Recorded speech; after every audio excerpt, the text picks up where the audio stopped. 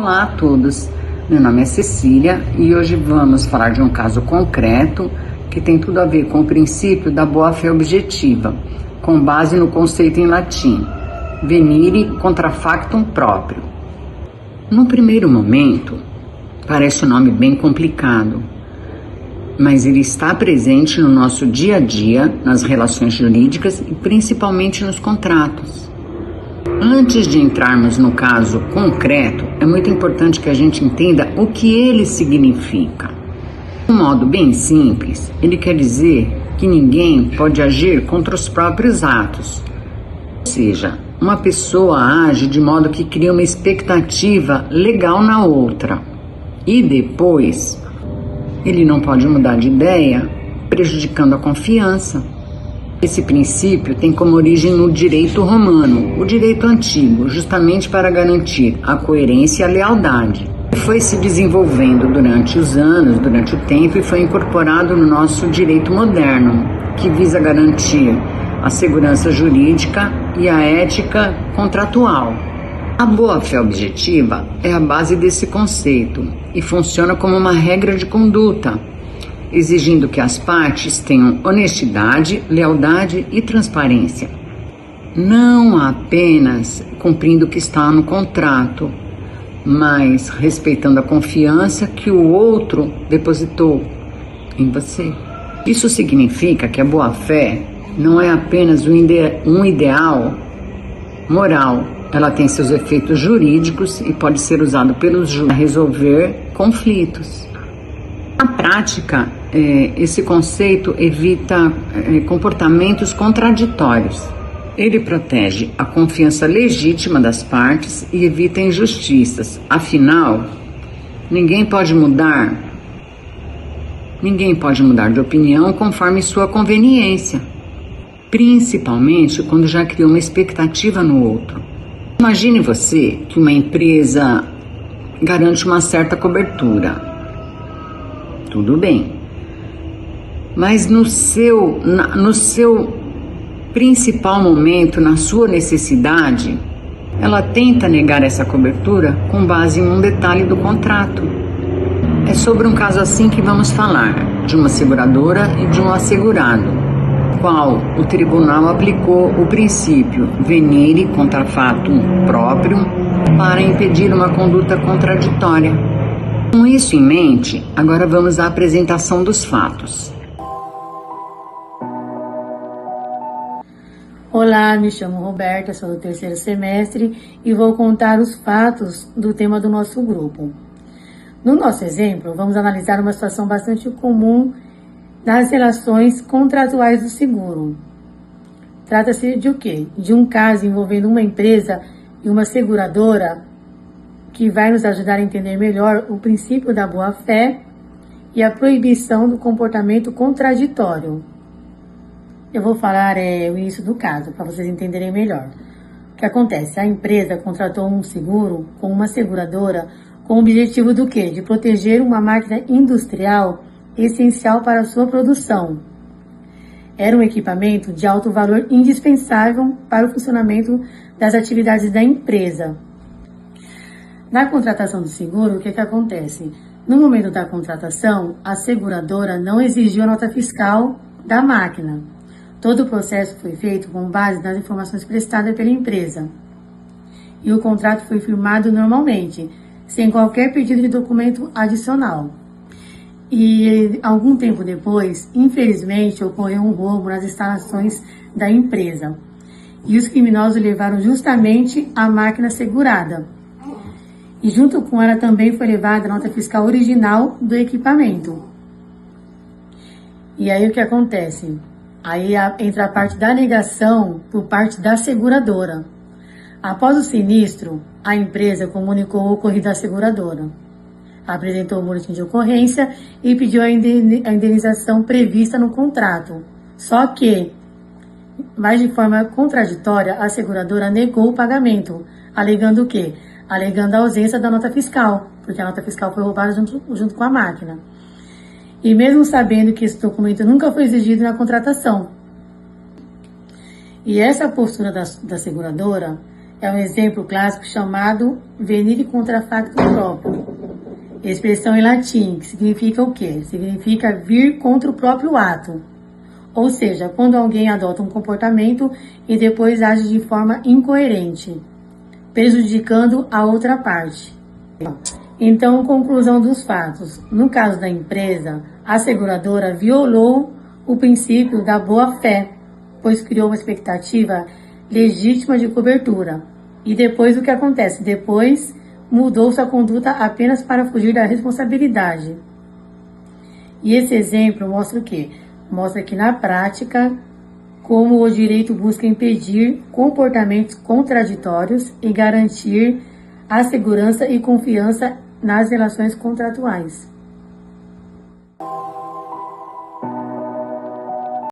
Olá pessoal, me chamo Paola, sou aluna do 3º semestre e vim aqui explicar um pouquinho sobre um assunto que está no tema do meu grupo. Aqui eu vou falar de um princípio muito importante no direito, que é o venire contra factum próprio. Parece um pouco complicado, mas é simples, tá bom? Vou tentar simplificar o melhor aqui para vocês. Esse princípio, gente, basicamente diz que ninguém pode agir de forma contraditória. Ou seja, não dá para fazer uma coisa hoje e depois querer se beneficiar fazendo ao contrário, ok? No caso que a gente está analisando, eu e meu grupo, a seguradora fez o contrato com o cliente e não pediu a nota fiscal da máquina. Com isso, o cliente confiou que o documento não era necessário, né? A seguradora não exigiu, o cliente confiou, ok? Só que depois que a máquina foi roubada,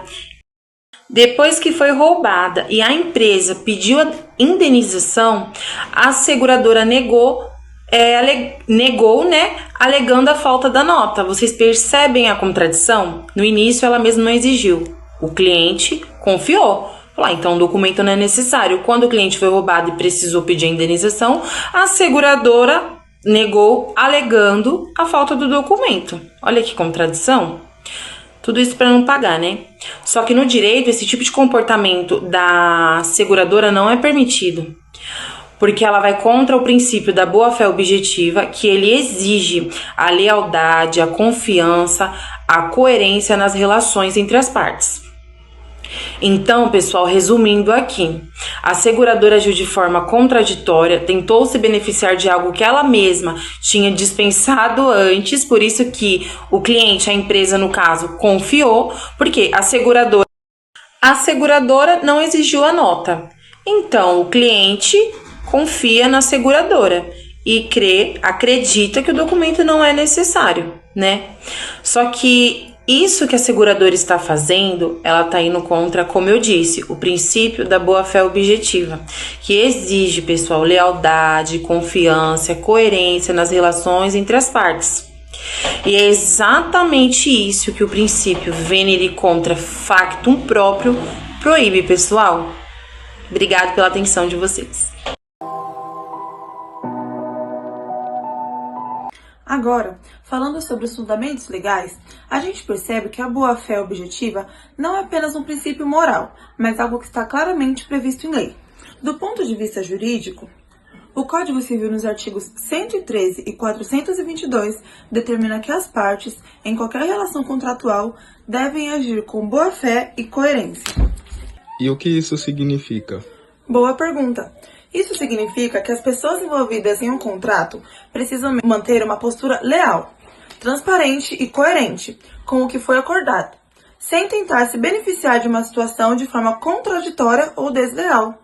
Além do Código Civil, o Código de Defesa do Consumidor, no artigo 4º, inciso 3º, também reforça essa ideia, ao proteger o consumidor contra práticas abusivas e garantir aquilo que chamamos de expectativa legítima. Ou seja, o consumidor tem o direito de confiar que a outra parte, geralmente o fornecedor ou o prestador de serviço, vai agir com honestidade e cumprir com o que foi prometido. Essas normas mostram que a boa-fé objetiva é uma exigência legal e não apenas questão de ética. Inclusive, o Superior Tribunal de Justiça, o STJ, já decidiu em vários casos que é abusiva a negativa de cobertura por parte da seguradora, quando aquele requisito não foi exigido na hora da contratação. Um bom exemplo é o agravo no recurso especial número 1639-320 de São Paulo, onde o tribunal entendeu que a seguradora não pode mudar sua posição depois, de forma que prejudique o segurado. Não sei se eu entendi. Ok. Em outras palavras, se ela aceitou o contrato sem exigir determinada condição, não pode depois usar essa condição como desculpas para negar a abertura. Essa decisão reforça o princípio da confiança mútua e da coerência no comportamento das partes, que são pilares da boa-fé objetiva. Então, resumindo, a legislação e a jurisprudência caminham juntas nesse sentido para garantir que as relações contratuais sejam pautadas na lealdade, transparência e respeito à confiança legítima do outro.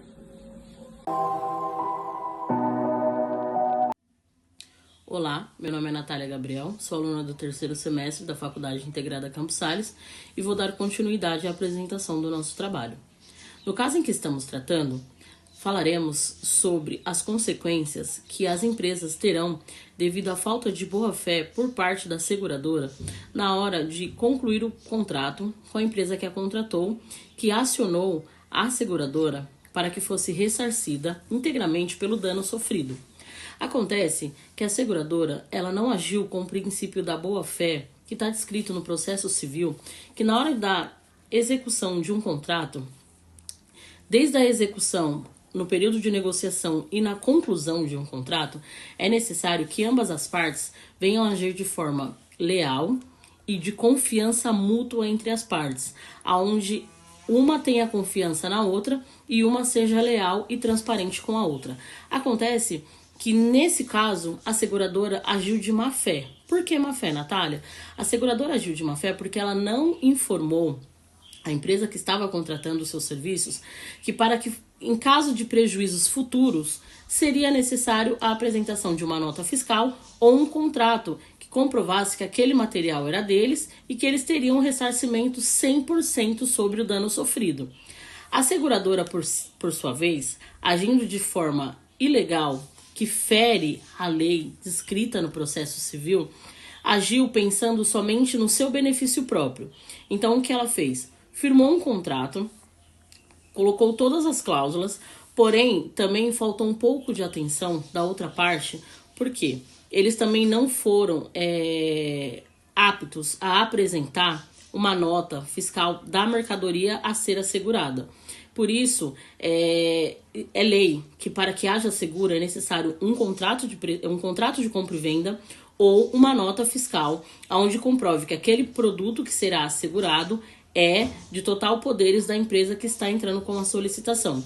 E a seguradora, por sua vez, tendo ciência que para que um seguro seja válido, é necessário que haja a apresentação de uma nota fiscal sobre o valor a ser assegurado, o material a ser assegurado, para que assim ela possa agir com os seus deveres legais.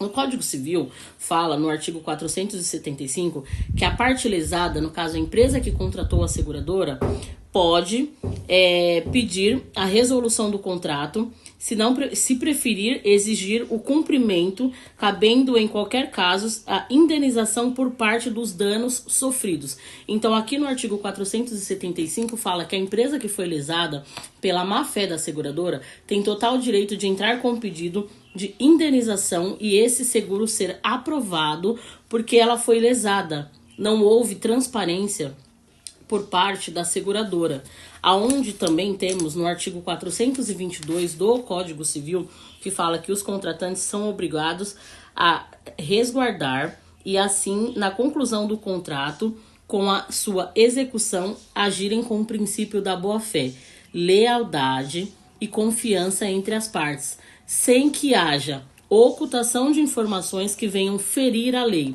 E o que aconteceu foi que, devido à falta de ocultação de informações por parte da seguradora, a empresa que a contratou foi lesada, teve danos e prejuízos futuros, que não estavam previstos em contratos por conta de ter sido um contrato mal executado, porém que a seguradora sabia que eram coisas que poderiam vir a existir e deveria ter sido colocado em contrato.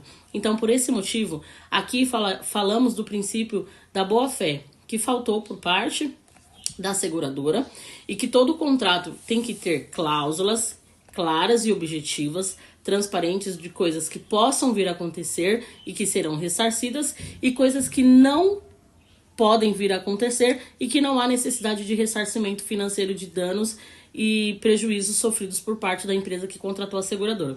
Então, aqui nesse princípio, nós vemos que é necessário que um contrato contenha todas as informações futuras que poderão acontecer e que não poderão acontecer.